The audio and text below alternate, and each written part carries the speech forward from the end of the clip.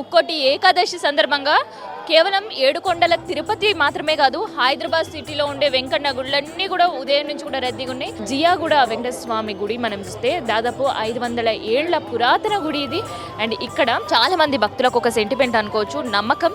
ఇక్కడ వెంకటేశ్వర స్వామి దర్శనం రాత్రి 2 గంటలకు మూలస్వామి వారికి అభిషేకము, ఉత్సవమూర్తులకు అభిషేకము, అటు పిమ్మట 3 గంటలకు తోమాల సేవ, 4 గంటలకు తిరుప్పావై పాసిరాలు, 5 గంటల వరకు ఆరగింపు నైవేద్యము, మంగళాశాసనము, శాతుమురై, 5:15 గంటలకు వైకుంఠ ఏకాదశి వైకుంఠ ద్వార దర్శన మహోత్సవం జరిగింది. తిరుమలలో వైకుంఠ ద్వార దర్శనం 10 రోజులు ఉంటుంది. మరి తిరుమల తర్వాత అంతటి ధీటుగా భాగ్యనగరంలో తెలంగాణ ప్రాంతంలో చారిత్రాత్మక రంగనాథ స్వామి దేవాలయం జియాగూడలో జరుగుతున్నది. మా సంకల్పం ఒక్కటేను, తిరుమల చాలామంది వెళ్ళగలుగుతారు, డబ్బున్న వాళ్ళు, పలుకుబడి ఉన్నవాళ్ళు, మిడిల్ క్లాసు మధ్యతరగతి వాళ్ళు, వృద్ధులు, పిల్లలు వైకుంఠ ఏకాదశికి తిరుమల వెళ్ళి దర్శనం చేసుకోలేరు, శ్రీరంగానికి వెళ్ళి దర్శనం చేసుకోలేరు. అటువంటి వాళ్లకు ఇక్కడ వృద్ధులు, పిల్లలకు, మిడిల్ క్లాసు, బీద వాళ్లకు సాక్షాత్తు భూలోక వైకుంఠ దర్శనం చేయించాలి, తిరుమల దర్శనం చేయించాలనే ఒక సంకల్పంతోనే 30 సంవత్సరాలుగా మనం చేస్తున్న కృషి ఈ 10 సంవత్సరాలుగా నెరవేరింది. భాగ్యనగర్ నుంచి కాకుండా మనకు మెదక్, కరీంనగర్, మహబూబ్ నగర్, సంగారెడ్డి ఆ చుట్టుపక్కల ప్రాంతాల నుంచి వస్తారు. ఈ వైకుంఠ ద్వార దర్శనం 5 రోజులు ఉంటుంది. ఈ రోజు నుంచి 27వ తారీఖు వరకు ఉంటుంది. ముక్కోటి ఏకాదశి అంటే ముక్కోటి దేవతలు వెళ్ళి ఈ రోజున వైకుంఠంలో స్వామివారి దర్శనం చేసుకున్నారు కనుక దీనికి ముక్కోటి ఏకాదశి అని పేరు. వైకుంఠానికి వెళ్ళి దర్శనం చేసుకున్నారు కనుక వైకుంఠ ఏకాదశి అనే పేరు వచ్చేసింది.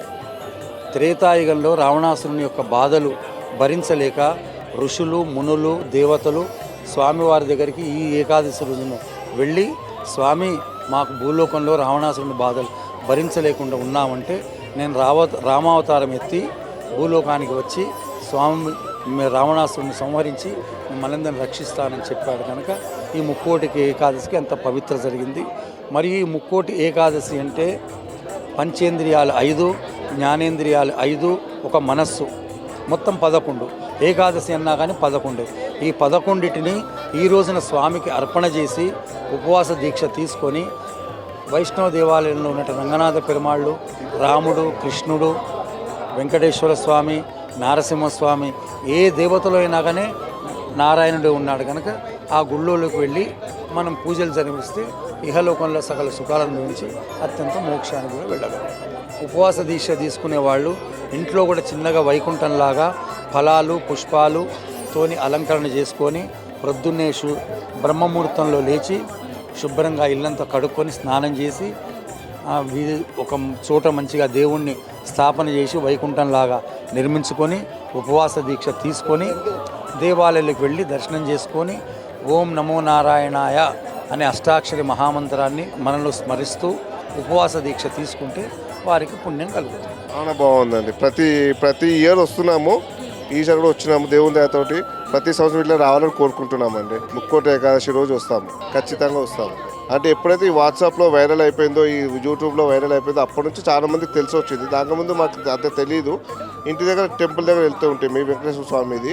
ఇది ఎప్పుడైతే ఇక్కడ ప్రచారం ఎక్కువైందో అప్పటి నుంచి ఇక్కడ రావడం స్టార్ట్ అయిపోయిందండి. నేను ఇప్పుడు ఫస్ట్ సంవత్సరం చూసాడు. మాది నిజామాబాద్ డిస్టిక్ చోటుపల్లి. అయితే చూడాలని వచ్చాను. క్యూ లైన్లో 2 hours అండి. చాలా తృప్తిగా అనిపిస్తుంది, చాలా సంతోషంగా ఉన్నది, చేసుకోవాలని చాలా బాగా అనిపిస్తుంది. ఎవ్రీ టైం వస్తాం మేము దర్శనానికి. దర్శనం స్పెషల్ టికెట్ కాబట్టి ఇప్పుడు కనీసం 1.5 hour అవుతుంది. ఫ్రీ లైన్ అయితే ఇంకా ఎక్కువ టైం పట్టచ్చు.